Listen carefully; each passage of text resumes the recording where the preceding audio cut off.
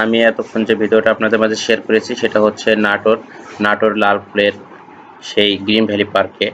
Natore লালপুরের green valley পার্কে এই বাচ্চাদের জন্য যে রাইডগুলো রয়েছে, মজার মজার সুন্দর রাইড রয়েছে।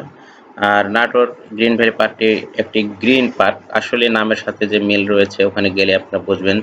চোখ জোড়ানো যে গ্রিন, মানে ন্যাচারাল যে পরিবেশগুলো এগুলো। আর এটি হচ্ছে এটির মূল ভিডিও ডিসক্রিপশনে লিঙ্ক দিয়ে রাখবো, আপনারা চাইলে দেখতে পারেন। সেখানে কিভাবে যাবেন বিস্তারিত সবকিছু আলোচনা করা হবে, কত টাকা খরচ, কি অবস্থা, কোথায় থাকবেন, ঠিক আছে, বিস্তারিত সবকিছু আলোচনা করা হবে।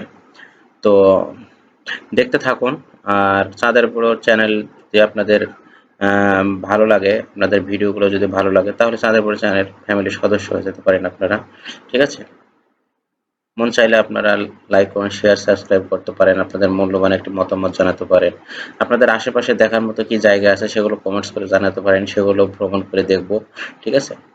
ভাই, দুনিয়াতে যদি একটু ঘুরে ফিরে যদি এনজয় না করেন তাহলে কি জন্য এসেছেন দুনিয়াতে, তাই না? খালি খাওয়া দাওয়া করে ব্যাংকে টাকা পয়সা জমাতে এসেছেন? পৃথিবীটাতে এসেছেন, পৃথিবীটা তো দেখতে হবে নাকি? না হলেও তো আপনি যে দেশে বাস করতেছেন, যে দেশে আপনার জন্ম, সেই দেশ সম্পর্কেও কিছু দেখার আছে। বিভিন্ন জায়গায় ভ্রমণ করবেন, ফ্যামিলিকে নিয়ে ঘোরাফেরা করবেন, মুভমেন্ট রিফ্রেশমেন্ট হবে। মন মাইন্ড ফ্রেশ হবে, ভালো লাগবে।